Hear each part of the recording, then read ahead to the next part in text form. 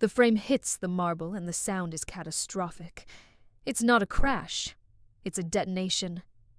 Wood splintering, canvas tearing, gold leaf scattering across the floor like shrapnel.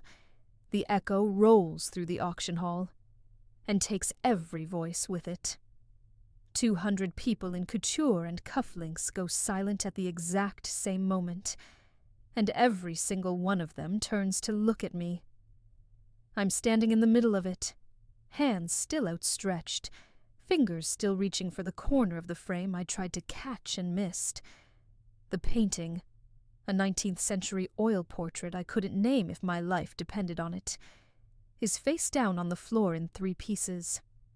My museum badge dangles from my neck like an accusation. I was supposed to be in the back gallery. That's it.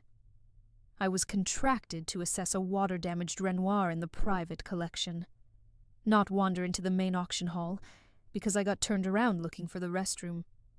I wasn't supposed to touch anything. I wasn't supposed to be within 50 feet of the auction floor, and I definitely was not supposed to knock a painting off its display easel with my elbow as I tried to squeeze past a velvet rope. "Oh my God," I whisper. My voice sounds like it's coming from somewhere very far away. "Oh my God, I'm so sorry, Don't move." The voice comes from behind me, low, controlled, the kind of calm that's more dangerous than shouting. I turn slowly. He's standing at the edge of the crowd. Or rather, the crowd has parted around him like he's the reason the room exists. Tall, over 6 feet. Dark hair swept back from a face that belongs on the cover of a magazine or carved into marble. Sharp jaw, sharper cheekbones. A mouth set in a line so flat it could cut glass. He's wearing a black suit that fits him like a second skin, and he's looking at the destroyed painting on the floor with an expression I can't quite read. It's not anger. Not exactly. It's something colder, something patient. He looks up from the painting to me, and I feel the temperature in the room drop 10 degrees. "That," he says quietly, "was a Castellano, 1873, one of 4 known to exist." I open my mouth. Nothing comes out. "It was mine," he continues. "I loaned it to the auction house for the evening's exhibition. It was not for sale. It was not to be touched. I wasn't trying to. I tripped, and my elbow. And now, it's on the floor." He says it like he's reading a death sentence. Not mine. His own. Someone from the auction house rushes over. A thin man in a grey suit with sweat beading on his forehead. "Mr. Ashford, I assure you, we will handle this. Insurance doesn't restore a painting, Geoffrey." His eyes haven't left mine. "Insurance writes a check. That's not the same thing." Dominic Ashford. The name hits me a half-second late. I've heard it before. Everyone in the art world has. Private collector. Inherited wealth multiplied into an empire. Owns one of the largest private art collections in the country. Reclusive. Ruthless in acquisitions. The kind of man who buys entire galleries just to own one piece he wants. And I just destroyed one of his paintings. "I'm a restorer," I hear myself say. The words tumble out before I can stop them. That's why I'm here. I restore paintings. I work for the Whitfield Conservation Center. I can fix it. He studies me for a long moment. Something shifts in his expression. A flicker of something I can't name. "Your name." "Vivienne. Vivienne Cole." "Come with me, Vivienne Cole." He turns and walks toward a corridor behind the main hall without checking to see if I follow. The crowd parts for him again, murmuring. The auction house man, Geoffrey, grabs my arm. "Miss, you should let the lawyers—" "She's coming with me," Dominic says, without turning around. I pull my arm free and follow him. The office behind the auction hall smells like old leather and money. He closes the door, and the noise of the hall vanishes.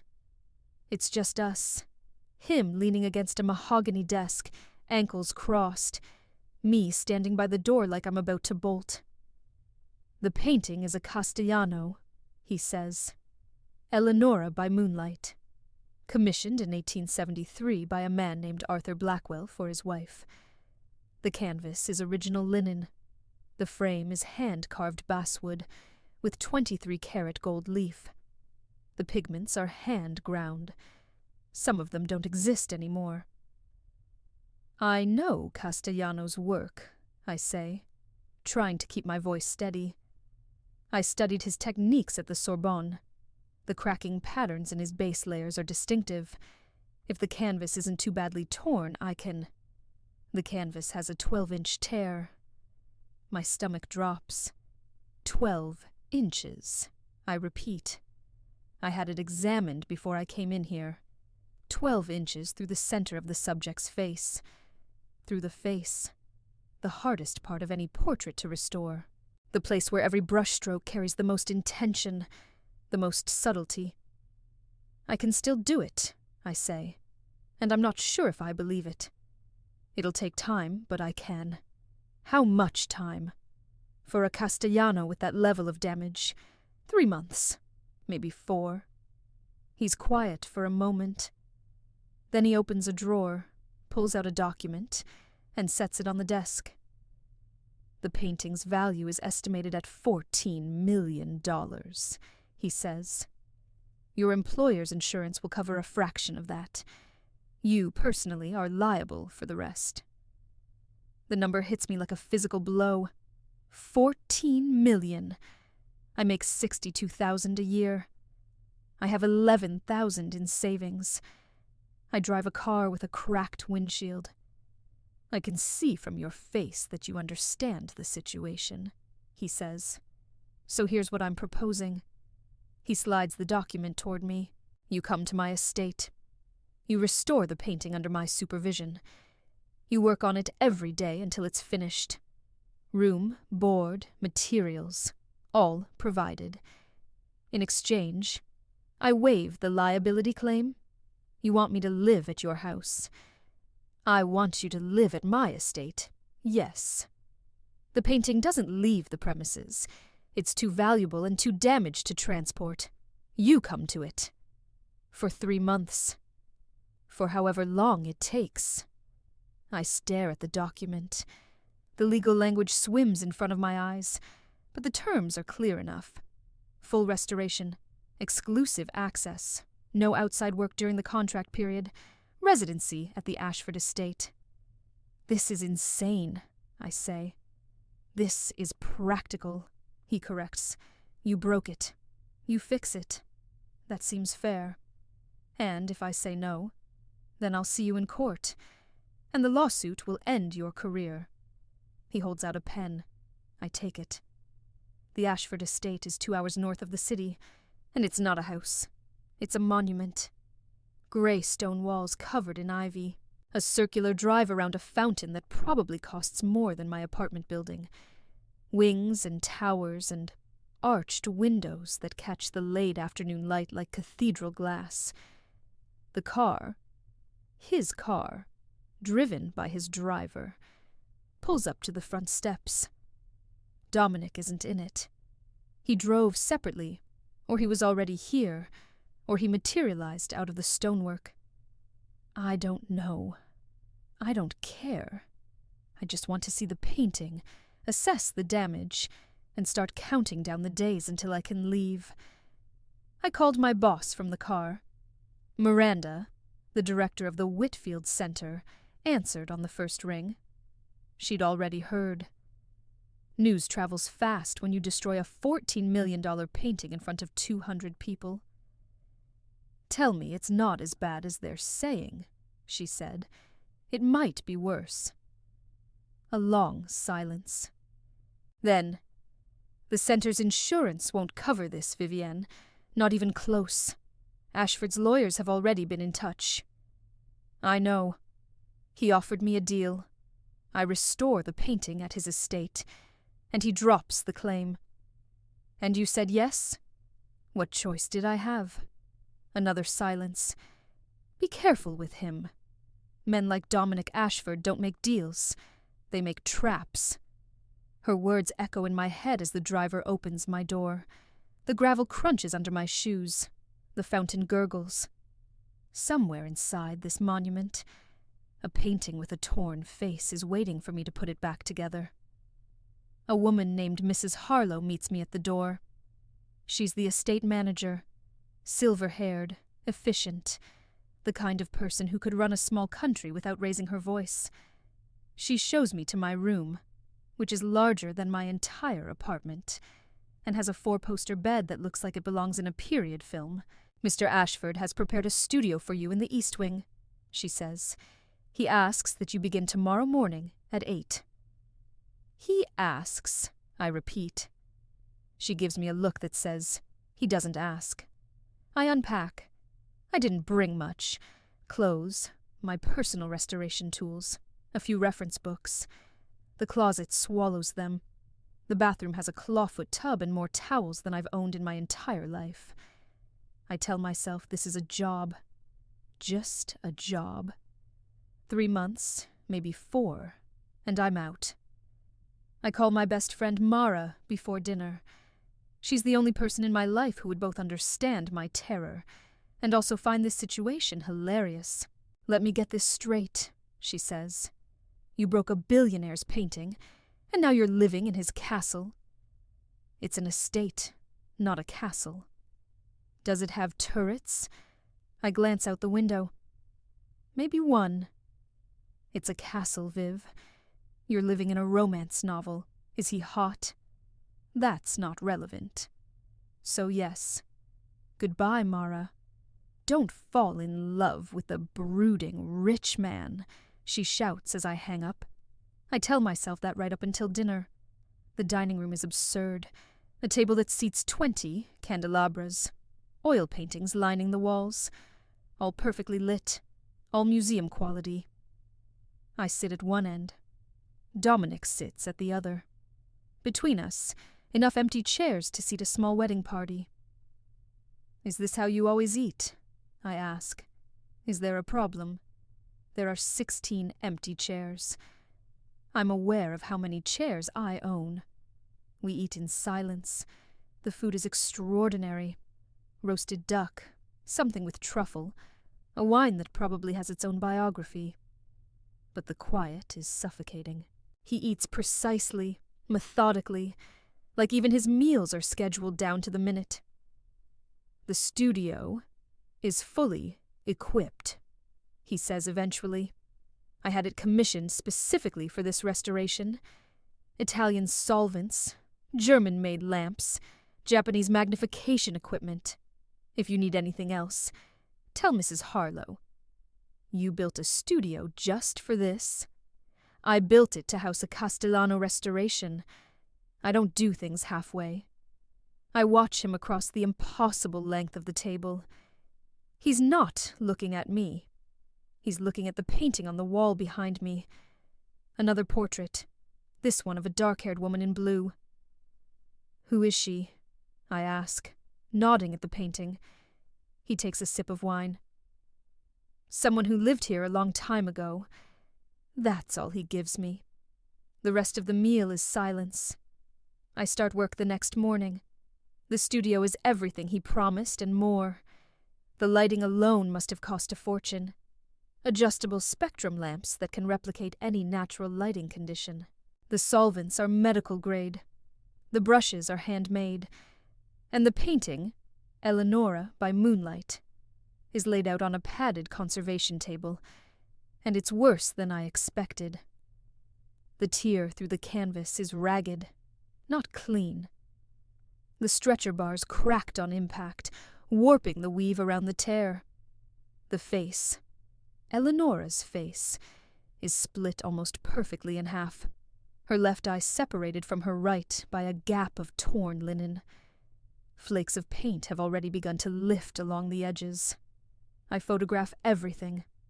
I document every crack, every flake, every point of tension. I set up a humidifier to stabilize the environment. I begin the painstaking process of cleaning the exposed canvas fibers so they can be rejoined. Dominic comes in at noon. He stands behind me, close enough that I can smell his cologne, something woody and warm that has no business being that distracting, and watches me work. "How bad is it?" he asks. "Worse than I thought. Can you fix it?" I look at Eleonora's torn face. Her painted eyes stare up at me from the table, bisected by the tear. Even damaged, she's stunning. Castellano captured something in her expression, a sadness, a longing, a secret she's keeping just behind her smile. "Yes," I say. "I can fix it." He nods once and leaves. That night, I dream about her. Eleonora. She's standing at the end of a long hallway in the estate, wearing the burgundy gown from the painting, her dark hair loose around her shoulders. She's looking straight at me. Not through me. At me. Like she recognizes me. Like she's been waiting. She opens her mouth to speak, and I wake up in the dark with my heart hammering. Just a dream. Just stress and an old house and too much wine at dinner. But when I go back to sleep, I swear I can hear piano music somewhere deep in the walls. The first 2 weeks settle into a rhythm. I wake at 7. I eat breakfast alone. I work in the studio until lunch, which Mrs. Harlow brings on a tray. I work until dinner. I eat across from Dominic in the absurd dining room. I go to bed. We barely speak. When we do, it's about the painting. He asks for progress reports with the precision of a man reviewing quarterly earnings. I give them clinically. 6 inches of canvas rejoined. In-painting begun on the background.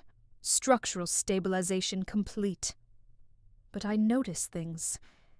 I notice that he comes to the studio every day, not to check on me, or not only to check on me.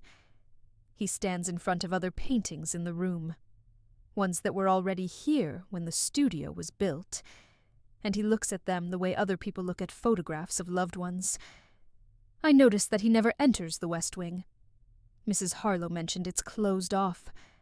When I asked why, she changed the subject. I notice that sometimes, late at night, I hear music. Piano. Distant and mournful, drifting through the stone hallways like a ghost. I follow it once, barefoot in the dark, and it leads me to a door at the end of a corridor. The music stops the moment I reach it. I notice Mrs. Harlow watching us at dinner sometimes, her expression unreadable.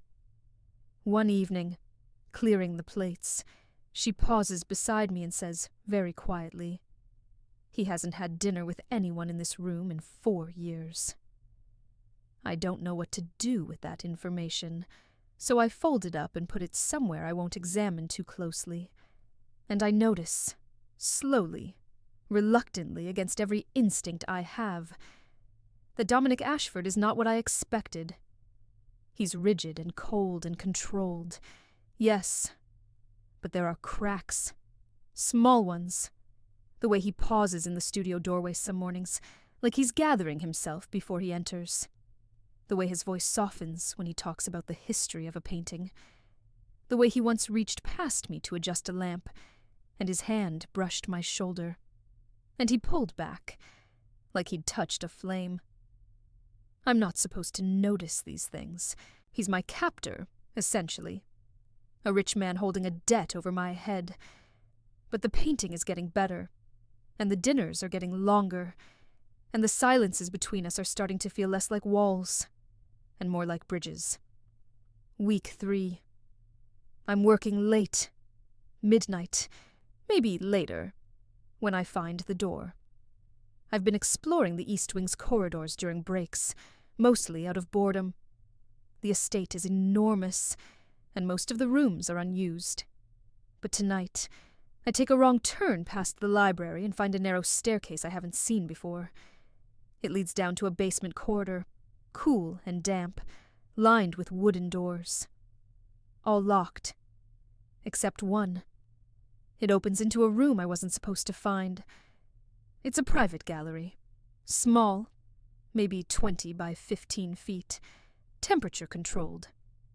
The lighting flickers on automatically when I step inside, and what I see stops me in the doorway. Paintings, a dozen of them. All portraits, all by Castellano, and every single one of them is a woman who looks like me. The same dark, wavy hair, the same green eyes, the same jawline, the same arch of the eyebrows, the same slight asymmetry of the lips. Some are in period dress, empire waists, lace collars, silk gowns. Some are more intimate. A woman reading by candlelight, a woman standing at a rain-streaked window, a woman asleep in a chair with a letter in her hand. But they're all her, and she looks exactly like me. My hands are shaking. I walk slowly through the gallery, my flashlight trembling, studying each painting. The nameplates read, Eleonora in repose, Eleonora at the window, Eleonora with letters, Eleonora by candlelight, Eleonora, the same woman from the painting I'm restoring, and Dominic has a dozen more. You shouldn't be in here. I spin around. He's standing in the doorway. He's in a white shirt, sleeves rolled to the elbows, no jacket, no armor. He looks exposed in a way I've never seen him. His expression isn't anger. It's something worse. It's fear. Who is she? My voice is barely a whisper. Dominic, who is she? Why does she look like? You need to leave this room. Not until you tell me. Vivienne. He says my name like a warning and a prayer at the same time. Please. The please stops me. In 3 weeks, he has never once said please. I follow him out. He closes the door behind us and locks it. We stand in the narrow corridor, and the silence between us is the heaviest it's ever been. Her name was Eleonora Blackwell, he says finally. She lived in this house in the 1870s. She was married to Arthur Blackwell, the man who built this estate. He commissioned every one of those paintings from Castellano. Why do I look like her? I don't know. You're lying. I'm not lying. I've spent years trying to understand it. The resemblance is...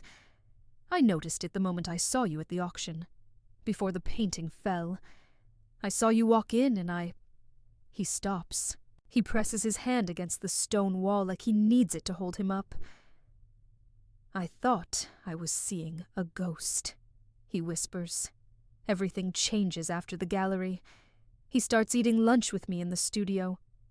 He tells me about Eleonora, what he's pieced together from letters and journals he found in the house when he inherited it. She was a poet. She was unhappy in her marriage. She died young, at 31, of an illness no one recorded properly. Arthur Blackwell never recovered. He commissioned the paintings after her death, working from photographs and memory, trying to capture something he'd already lost. That's why the paintings are so alive, I say. We're sitting on the studio floor, take-out containers between us. I refused to eat in the dining room again, and he relented. He wasn't painting what she looked like. He was painting what it felt like to love her. Dominic looks at me. The lamplight catches his eyes, and for the first time, I see something unguarded in them, something warm. Yes, he says. Exactly. I should be afraid of the resemblance. I should be creeped out that he brought me here. A woman who looks like the ghost he's been obsessing over. But that's not what this is. I've watched him with the paintings. He doesn't look at Eleonora with desire. He looks at her with grief, Like he understands what Arthur Blackwell felt.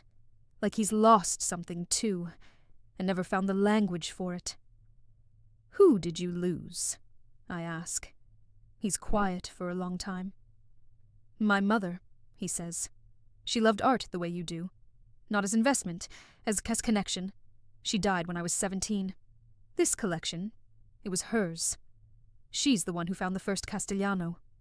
His mother. Not a lover. Not an obsession. His mother. The portrait I broke. I say slowly. Eleonora, by moonlight. That was hers. It was the first painting she ever showed me. I was 6. She held me up to see it and said, 'Look at her eyes, Dominic. That's what it looks like when someone loves you so much it outlasts death.'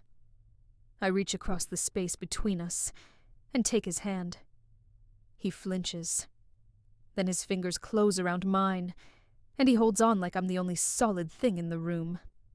The painting heals slowly. So do we.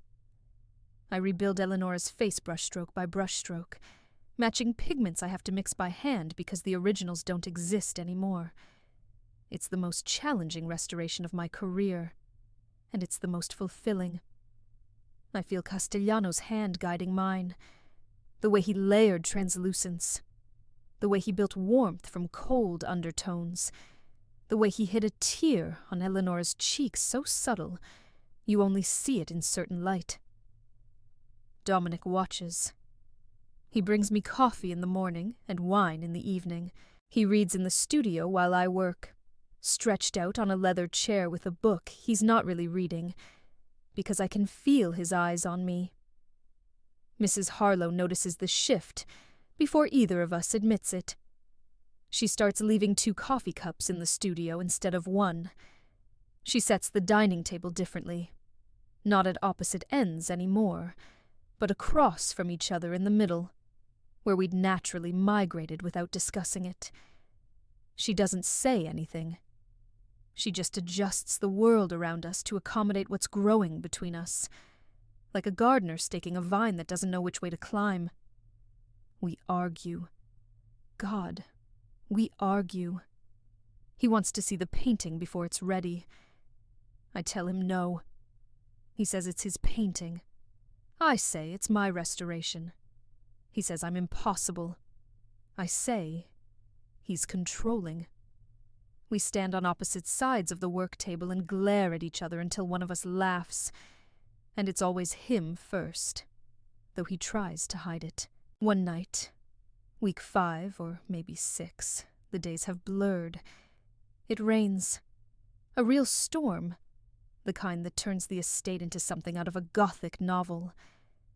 I'm walking back from the studio when I find him in the garden, standing in the rain like he doesn't notice it, face turned up to the sky.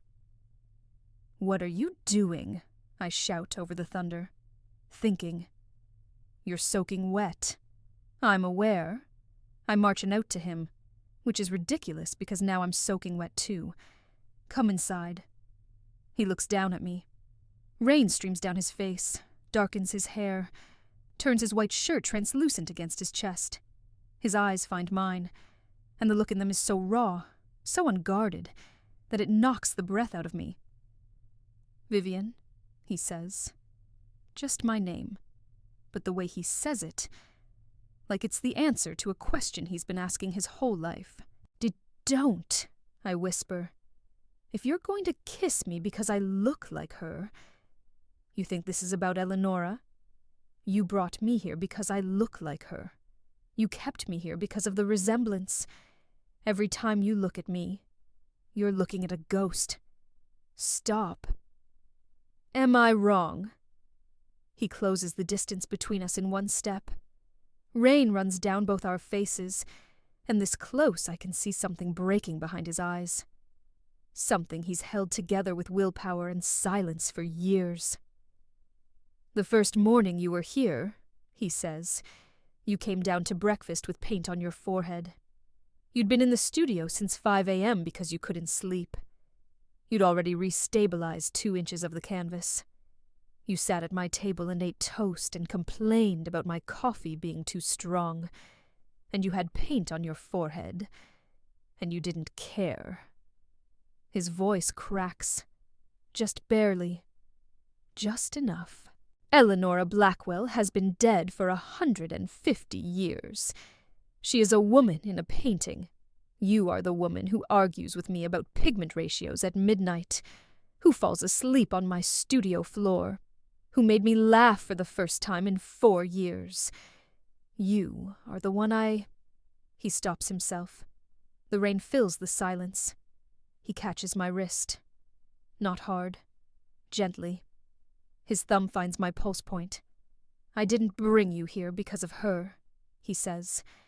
"I brought you here because when you stood in that auction hall, covered in dust, holding your badge like a shield, and told me you could fix what you'd broken, you were the most real thing I'd seen in 10 years. The rain is relentless. His hand is warm on my wrist, and I'm done pretending I don't feel this. I grab the front of his shirt and pull him down to me, and when our mouths meet, the rain disappears. Everything disappears. There's just this. His hands in my hair, my back against his chest, the taste of rain and recklessness, and something that feels terrifyingly, unmistakably like falling. We break apart. He rests his forehead against mine. We're both breathing hard. "I should have told you about the gallery sooner," he says. "Yes. I was afraid it would scare you away. It almost did. What stopped you?" I think about it. About the music in the hallways, and the way he looks at paintings, and the way he said please in the basement corridor, like a man who doesn't know how to need someone, but can't stop. "You did," I say. Things I learn about Dominic Ashford. When his walls come down, he plays piano. That's the music I heard at night. Him alone in the West Wing, playing pieces his mother taught him. He plays beautifully, though he'd never say so. He has a scar on his left shoulder from a sailing accident when he was 22. He nearly drowned. His mother had already been dead for 5 years, and he told me that in the water, with his lungs burning. His only thought was, "I haven't done anything worth living for yet." He reads poetry. Not performatively, not to impress. He keeps a worn copy of Neruda on his nightstand, and one morning I find it open to a page with a single line underlined. "I love you as certain dark things are to be loved, in secret, between the shadow and the soul." He is terrified of becoming Arthur Blackwell, a man who loved someone so completely that her death hollowed him out and left nothing but paintings and grief. "That's why you never let anyone close," I say. We're lying on the studio floor again, but now my head is on his chest, and his fingers are tracing patterns on my arm. "You're not cold. You're scared." "I was," he says. "I'm not any more." The painting is nearly finished. 3 months have passed. Eleanora's face is whole again. Every brushstroke matched, every shadow rebuilt, the tear invisible to anything less than an X-ray. She stares up from the canvas with her sad, knowing smile, and sometimes I swear she's looking at me like she approves. I should be celebrating, but the closer the restoration gets to completion, the heavier something sits in my chest. Because when the painting is done, the contract is over. I have no reason to stay. Dominic knows it too. He's been quieter this week. He comes to the studio less. At dinner, he watches me with an expression I recognize from the paintings, the look of someone trying to memorize a face. "We need to talk about what happens next," I say on the night before the final varnish. "Do we? The restoration is done tomorrow. The contract. I don't care about the contract. Dominic."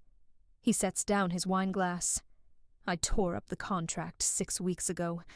Legally, you've been free to leave since April. The room tilts. The candle flames blur. I set down my fork because my hands are shaking. What? The liability claim was never going to hold up in court. My lawyers told me that the first day. Insurance would have covered it. I drafted the contract because... He stops, runs his hand through his hair. Because I needed you to stay. You tricked me into staying. I gave you a reason to stay. There's a difference. That's the same thing. It's not. Because you could have walked out any time. You could have called a lawyer. You could have Googled the insurance laws. You didn't. Because I didn't know. Because you didn't want to know. I stand up so fast my chair scrapes against the stone floor. I need air. I need distance. I need to not be looking at his face when I process this. I walk out of the dining room, through the hall, out the front door, and onto the gravel drive. The night air is cold against my skin. Stars crowd the sky above the estate. More stars than I've ever seen from the city. A reminder of how far from home I am. How far from the person I was before the painting fell, and everything changed. I hear the door open behind me.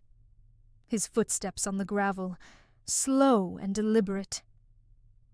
You could have told me the truth from the beginning, I say without turning around. You could have been honest. If I had told you the contract was meaningless, would you have stayed? I don't answer. We both know what the answer is. I was selfish, he says. I knew it was wrong. But every day you were here. Every morning I heard you in the studio. Every argument over dinner. I couldn't give that up. I couldn't give you up. The silence between us stretches taut. He's right. I know he's right. Part of me knew the contract was excessive from the beginning. Part of me didn't look too closely because I didn't want to find the exit. You should have told me, I say, but the anger is already draining out of my voice. I know. He stands, comes around the table, kneels in front of my chair so we're eye to eye. I know I should have. I was selfish. I didn't want to give you a reason to go. Not because of Eleonora. Not because of the painting. Because of you. Because you laugh at my terrible jokes and argue with me about pigment ratios and fall asleep on the studio floor with paint on your cheek and... Dominic, I love you. 3 words. He says them like they cost him everything. Like he's handing me a weapon and trusting me not to use it. I take his face in my hands. I look into his eyes. Those dark, guarded, beautiful eyes that have slowly, reluctantly, impossibly learned to let me in. I love you too, I say. But if you ever lie to me again, I will destroy every painting in this house. He laughs. Actually laughs. A real one. The kind that transforms his whole face and makes him look 10 years younger. A deal, he says, and kisses me. I finish the restoration the next morning. The final coat of varnish goes on at 10:47 a.m. I step back, set down my brush, and look at Eleonora Blackwell's completed face for the last time as a restorer. She's perfect. The tear is invisible. The colors sing. And in that subtle, translucent layer, Castellano built into her cheek. The one you can only see in the right light. That single hidden tear glistens like it was painted yesterday. Dominic stands beside me. He doesn't speak for a long time. My mother was right, he says finally, about her eyes. What do you see? He turns to look at me. The same thing I see when I look at you. Epilogue, 1 year later. The gallery opens on a Sunday in October. Not the private gallery in the basement, though those paintings are here too. Finally brought into the light. This is the Ashford estate's first public exhibition, featuring the complete Castellano collection, alongside new works by emerging artists. My idea. Dominic's funding. Our project. I stand in the main hall, wearing a dress that costs more than my old car, watching strangers admire Eleonora by moonlight. The placard beside it reads, "Restored by Vivian Cole. Ashford." Yes, Ashford. Mara was my maid of honor, obviously. She cried through the entire ceremony, and then gave a toast that included the phrase "turret romance" 3 separate times. He proposed in the studio. Where else? On one knee, paint still on his cuffs from where he'd been helping me prep a canvas, which mostly meant making a mess and making me laugh. The ring is a sapphire, the same blue-green as Eleonora's eyes. As my eyes. Vivian. I turn. He's crossing the gallery toward me, our 7-month-old daughter, Nora, balanced on his hip. She has his dark hair and my green eyes, and she's currently trying to eat his tie. "The curator wants to talk to you about the spring exhibition," he says. "Also, your daughter has opinions about my wardrobe." I take Nora from him.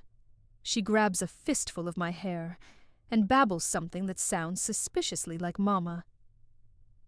"I'll talk to the curator," I say. "You go rescue your tie." He leans in and kisses me, slow, deliberate, in front of 200 people, and a century's worth of art. "I love you," he murmurs against my mouth. I look up at Eleonora's painting over his shoulder. She stares back at me with her sad, knowing smile. But it doesn't look sad anymore. It looks like permission, like a woman who lived and loved and lost, saying, "It's your turn now." "I love you too," I say. "Now go. Your tie is a casualty." He laughs, that real laugh, the one I pulled out of him like a splinter, and disappears into the crowd. I stand in the gallery he opened for me, holding the daughter we named for a ghost, and I think about a painting I once broke by accident, and a man who put me back together on purpose. Some things, once shattered, become more beautiful for the breaking. And some people once found were never really strangers at all.